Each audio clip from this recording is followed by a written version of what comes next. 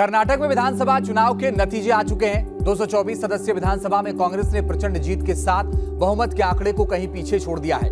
चुनाव आयोग की वेबसाइट के मुताबिक कांग्रेस ने अब तक 128 सीटों पर जीत दर्ज कर ली है, जबकि पार्टी अभी भी 8 सीटों पर बढ़त बनाए हुए है। वहीं बीजेपी 60 सीटों पर जीत दर्ज कर चुकी है और 5 पर बढ़त बनाए हुए। कर्नाटक में 1985 से चली आ रही परंपरा फिर से दोहराती दिख रही है, यानी हर 5 साल में राज्य में सरकार बदलने की प्रथा इस बार भी देखने को मिल रही है।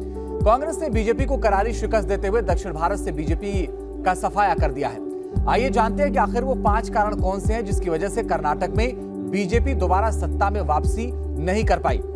भ्रष्टाचार और वसूली का मुद्दा। कर्नाटक में विधानसभा चुनाव के ऐलान के साथ ही कांग्रेस ने बीजेपी के खिलाफ भ्रष्टाचार का मुद्दा जोर शोर से उठाया। पार्टी ने बीजेपी के खिलाफ 40% पे सीएम करप्शन का एजेंडा चलाया और यह एक अहम मुद्दा बन गया। इसी की वजह से एस ईश्वरप्पा को मंत्री पद गंवाना पड़ा था, यहां तक कि बीजेपी के एक नेता जेल तक गए।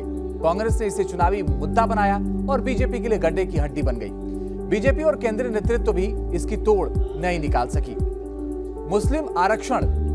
कर्नाटक विधानसभा चुनाव की तारीखों के ऐलान के साथ ही मुस्लिम आरक्षण का मुद्दा जोर पकड़ने लगा था। बीजेपी नेता मुस्लिम आरक्षण के खिलाफ मुखर रहे।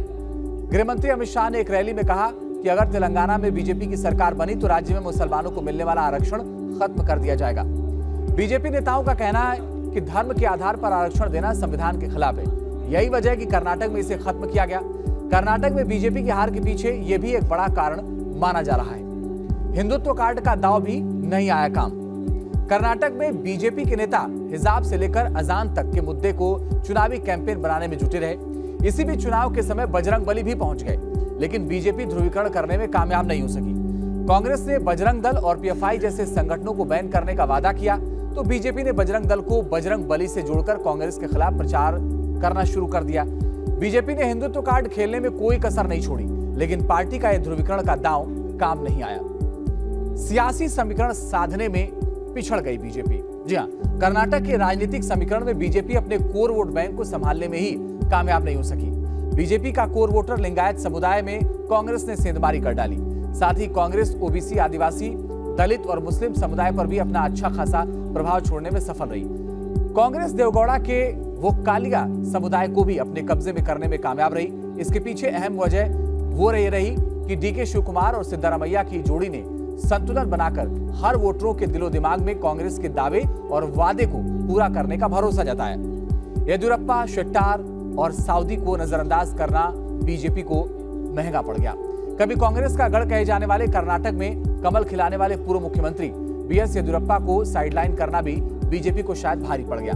लिंगायत समुदाय में अच्छी पकड़ रखने वाले येदियुरप्पा को बीजेपी ने एक तरह से किनारे करने की कोशिश की, जिसका खामियाजा पार्टी को भुगतना पड़ा।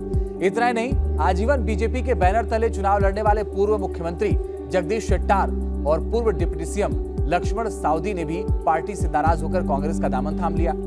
शेट्टार, येदियुरप्पा, साउदी तीनों ही लिंगायत समुदाय के बड़े नेता हैं। इन नेताओं की समुदाय में अच्छी पैठ थी, लेकिन इन्हें नजरअंदाज करना बीजेपी को महंगा पड़ गया।